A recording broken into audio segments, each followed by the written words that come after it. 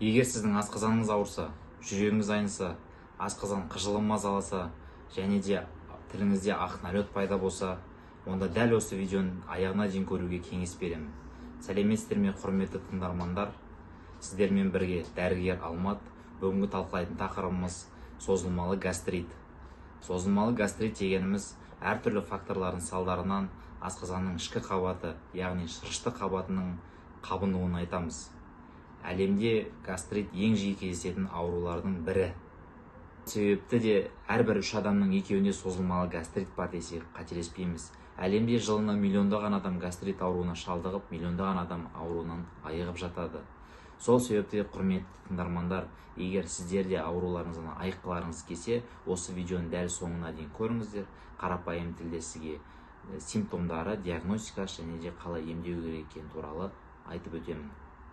Жалпы бастамас бұрын асқазанның құрылымын айтып өтейін. Асқазан өзі бірнеше қабаттардан тұрады. Оның ішінде асқазан сөлі болады. Сөлдің құрамында тұз қышқылы және де ферменттер болады. Бұлар асқазанға түскен асты қорытуға атсалысады. Және де бұл асқазан сөлі қышқыл және де еріткіш қасиетке ие. Сол себепті бізге сұрақтар қойылып жатады. Не себепті асқазан сөлі асқазанға зиян тигізбейді деп. Айта кетейін, не себепті екенін. Себебі асқазанның ішкі қабаты, шырышты қабатында шырыш болады. Бұл шырыш асқазан сөлінің агрессивті әсерінен асқазанды қорғап тұрады. Бірақ кейбір жағдайларда осы шырышты қабаттың шырыш өндірілуі азайып немесе бұзылады. Бұл қандай себептер десеңіз, ең бірінші алкоголь қолдану, темекі шегу, қабынуға қарсы дәрілік препараттарды қолдану, оның ішінде диклофенак, аспирин, кетонал сияқты препараттар. Аутоиммунды аурулардың салдарынан болады. Сол көп уақыт стрессте жүру және де хеликобактер пилори инфекциясының салдарынан болады. Яғни осы атап өткен себептердің салдарынан асқазанның шырышты қабатының шырыш өндірілуі бұзылып, асқазан сөлі агрессивті әсерін асқазанға тигізе бастайды. Дәл осы жерден асқазан қабынуы басталады. Яғни егер дер кезінде осыны тоқтатып емдемесек, біз ол асқазан сол жердегі қабыну ол атрофический гастритке алып келеді. Одан дәлше эрозивный гастрит, дәлше язва және де онкологияға алып келуі әбден мүмкін. Ал енді гастриттің түрлеріне келетін болсақ, бірінші аутоиммунный гастрит, поверхностный гастрит, хеликобактер пилори инфекциясымен шақырылған гастрит, және де эрозивный гастрит, атрофический гастрит деп түрлерін ажыратамыз. Соның ішінде ең жиі және көп кездесетін ол хеликобактер пилори инфекциясымен шақырылған гастриттің түрі. Ол қалай жұғады десеңіздер, қалай пайда болады десеңіздер, ол ыдыс-аяқ, тіс щеткасы сүйісу арқылы адамның ауыз қуысына түсіп, содан асқазанға түсіп, сол жерде қабыну процестерін шақырады. Ал енді диагностикасына келетін болса, гастриттің ең бірінші ФГД жасаймыз. Бұл ФГД дегеніміз ол видеокамерасы бар, зонд тәрізді арнайы аппарат болып келеді. Ол ауыз арқылы кіріп, өңештің, асқазанның және де 12 ішектің шырышты қабатында қандай өзгерістер бар, соны анықтайды. Ол жерде қандай өзгеріс болуы мүмкін?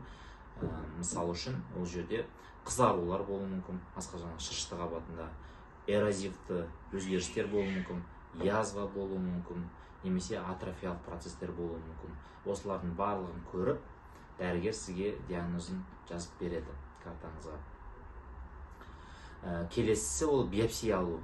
Гастриттің кейбір түрлерінде, яғни биопсия алады. Ол биопсияны қалай алады десеңіздер, ФГДС арқылы асқазанның кішкентай бір бөлігінен биоптат алып шығады. Алып шығады оны жаңағында гистологиялық тексерістерге береді. Соның ішінде жаңағы уреазный тест деген бар. Ол уреазный тестті біз именно хеликобактер пилори инфекциясын анықтау үшін жасаймыз. Ол кезде то же самое, биоптат алынады асқазаннан, оны арнайы бір растворға салу арқылы уреазный тест положительный, отрицательный, соны көруімізге болады. Сосын қан арқылы да болады, хеликобактер инфекциясын анықтауымызға болады, ПЦР немесе ИФА арқылы. Жаңа сізде баяғыдан хеликобактер пилори инфекциясы бар ма, немесе жақында пайда болды ма, соны анықтауымызға болады қан арқылы. Ал енді гастрит еміне келетін болса, гастрит кезінде тойып тамақ жеуге болмайды. Аз-аздан күніне 6 мезгіл тамақ жеуіміз қажет ең бірінші. Және де рационнан майлы, қуырылған, ашты, қышқыл, газдалған және де қатты ыстық, қатты суық сусындарды рационнан полностью алып тастауымыз қажет. Бұл тағамдар асқазанның шырыштық қабатын тітіркендіреді. Ал енді медикаментозды еміне келетін болсақ, гастрит кезден тағайындалатын негізгі препараттар тобына протонды помпа тежегіштері кіреді.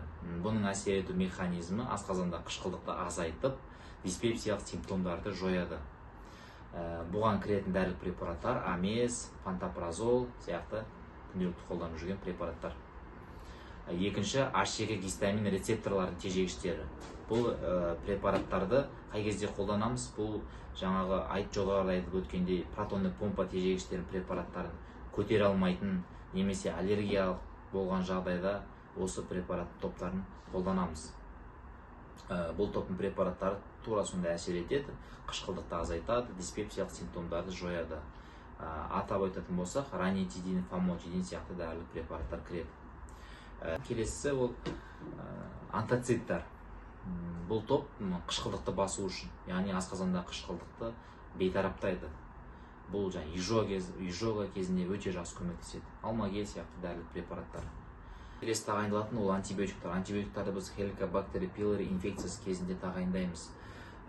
Бұл инфекция анықталған жағдайда 2 немесе 3 антибактериальный препараттар тағайындалады. Атап айтатын болсақ, аминопенициллин топтарының препараттары, және де макролид топтарының препараттары, және де метронидазол сияқты препараттар тағайындалады. Бұның барлығын комбинировать етіп, осы хеликобактер пилори инфекциясын жою үшін тағайындаймыз.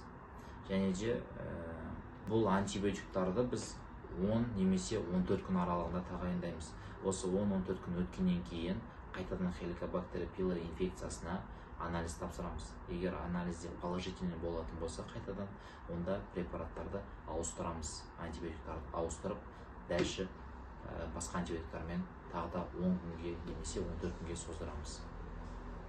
Құрметті тыңдармандар, сіздерге айтарым, ешқашан самолечениемен айналыспаңыздар. Мен жоғарыда айтып өткен препараттарды өз еркілеріңізбен сатып алып, тағайындап ішуге болмайды. Себебі біз дәрігерлер тағайындаған кезде аурудың сатысына, жасыңызға, салмағыңызға және симптомдарына байланысты әртүрлі дозировкада тағайындалады. Сол себепті ол дәрілік препараттарды алып, қалай болса солай ішіп, өзіңізге зиян тигізіп алып жүрмеңіздер. Көп адамдар негізінде ойлайды, гастритті бұл жеңіл желпі кішкентай ауру деп. Негізінде ол олай емес. Ол үлкен аурулардың бастамасы болып кетуі де әбден мүмкін.